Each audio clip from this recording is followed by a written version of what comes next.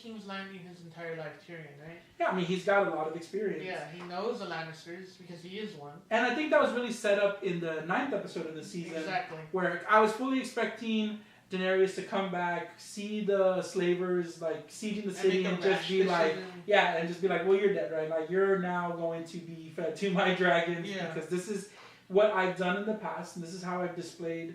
When I'm displeased with something. Yeah. But and Tyrion's like backing up. He thinks he's gonna die, but she's just like, you know what? No, we're gonna move to Plan B.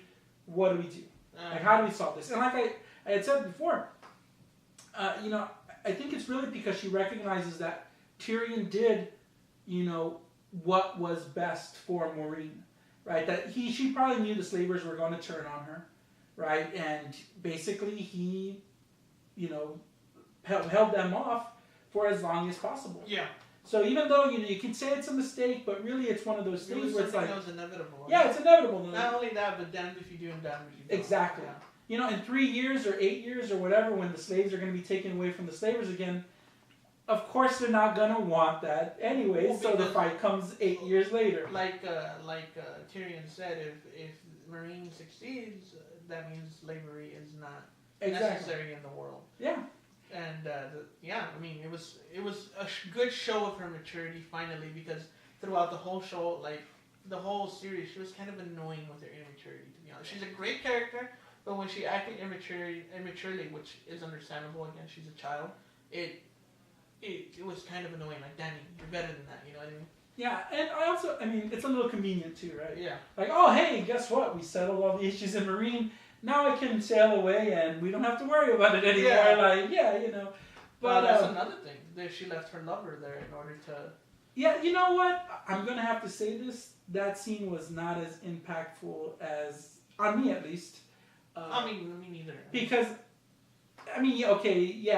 they liked each other, right? They loved each other. And there were some mentions, but that was actually a storyline that wasn't very well developed. I don't think each other is fair. He loved her. Like, I don't think Danny loved her. I think it's like the Cersei thing again. Yeah. Now that she is coming to power, she is recognizing that what she really desires is to finish it. Yeah. Like, she's just like, look, I do care about you. I would love to stay in Meereen. We got a good thing going. I could just leave all my aspirations behind and we can just stay here and be happy. And that happens in every movie. Every movie has that. It ain't gonna happen. Exactly. Every movie has that. We talked about The Godfather earlier, right? Michael has an opportunity to just be happy, no. And he's like, nah. Sorry. You know what? I got to do this. This is in my blood. This is in me, and I have to do this. It's pretty much George R. R. Martin saying, screw the typical love storyline. Yeah, exactly. I want to take it into a different direction. I think it would have been disappointing. Of course, it would have. I would have been extremely disappointed in the movie. So that scene was like, for me. The next scene, though, was amazing. My favorite scene. You guys have been... Oh, okay, there we go. My favorite scene of the entire of the show. And that's because I talked smack about it. But go for it. Introduce me. Yeah, the discussion between her and Tyrion, basically recognizing that, he is of quality, right? Recognizing that he... is one of the best shots she has. Yeah. Not only taking over Westeros, which she now realizes because of the examples of Meereen, she realizes, look, I can take an army, I can take my dragons, I can conquer this place, but conquering is not the same thing as ruling. Exactly. And now Tyrion can help me be a good ruler. That was my favorite scene of that scene, not necessarily the whole thing. Don't kill me, guys. But yeah. It was perfect because Tyrion knows how to rule. He's done it before. He's done it twice. Mm-hmm. He's done it twice before, and he did a damn good job about it, even though his dad doesn't give him. In fact, twice, again, parallels. 2 times he's had to defend a city while the ruler is gone. Yeah. Right? From a siege of ships. Yeah. And, so it's just kind of interesting. Yeah, he's done it twice, and he's done it perfectly. Only the second time he didn't really have an army to... Well, the second time he got bailed out by Dragon's Fire, which the first time he got bailed out by... the dragon. Yeah, exactly. But yeah. It's the same thing, right? So the Dothraki come from the sands to take care. In the, season 4, I believe, the soldiers come and they wipe out Stannis' army on the bay. Yeah, exactly. So, like I said, just parallels. It's an episode of parallels. Yep. Another, because a lot of things happened with Daenerys. So it was just like bang bang, let's get this all out of the way. Yeah, exactly.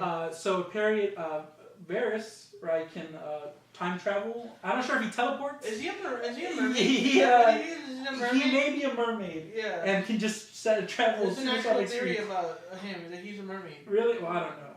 I think it's just to show that the series is not necessarily going on a very specific timeline. Yeah. Like, obviously these things are happening, but the show, there's just huge chunks of time missing from between them. Because, Varys goes, right, in the time that he's traveling, Cersei has not only killed Marjorie and, everyone in the High Sparrow and all the religious sect, but that word has gotten back to the mothers, right, and gotten back to Dorne.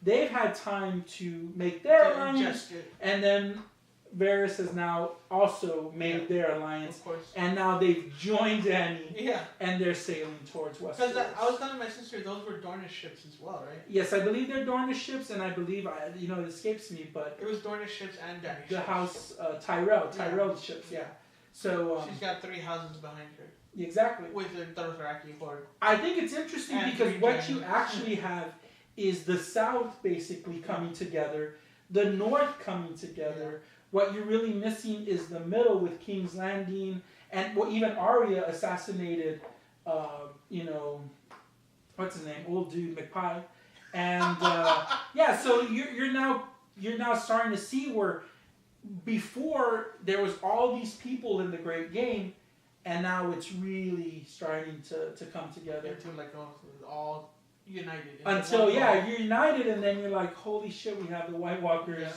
And, maybe that'll be the climax or whatever. Yeah, I hope it I have a feeling this is going to happen in that climax, is that they're going to both be fighting a giant war, and then they're going to turn around and be like, oh, fuck.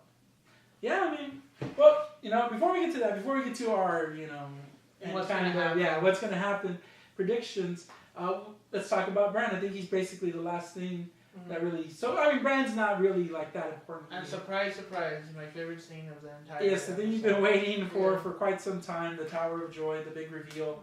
That R plus L equals J. Stein? Yeah, R plus L equals Stein.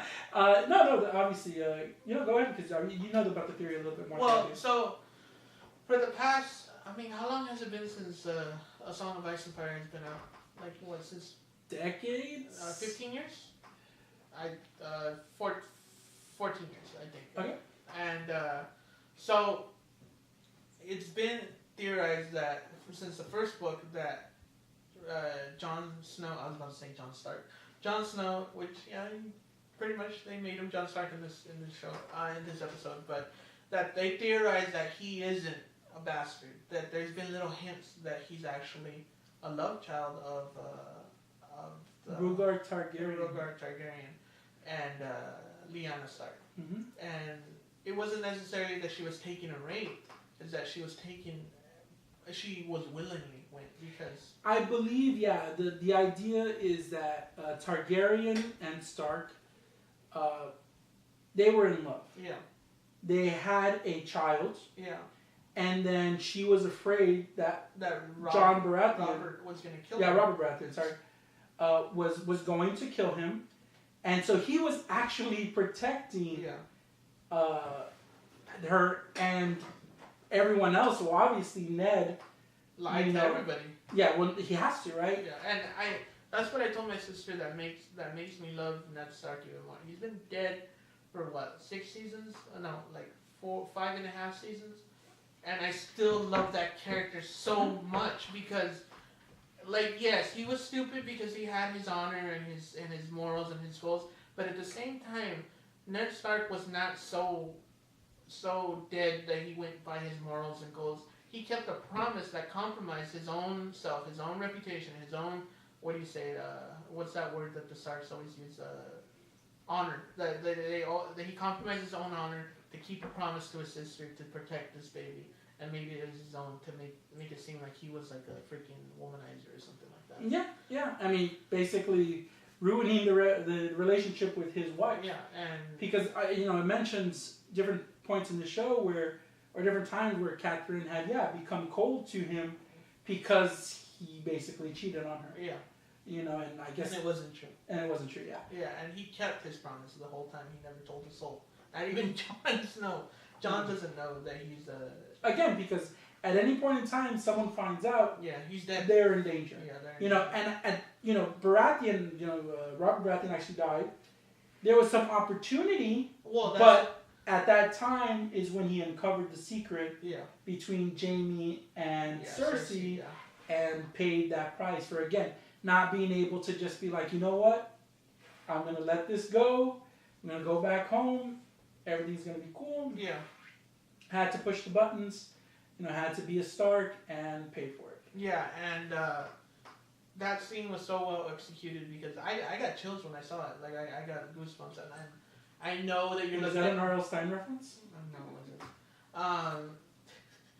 So when I saw it, I told you, you gave me that look. You said it was good, not great.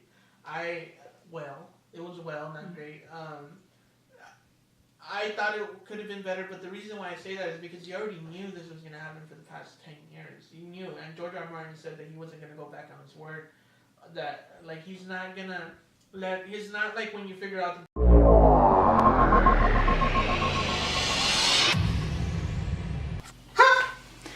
What? Okay, stop. What the fuck was that?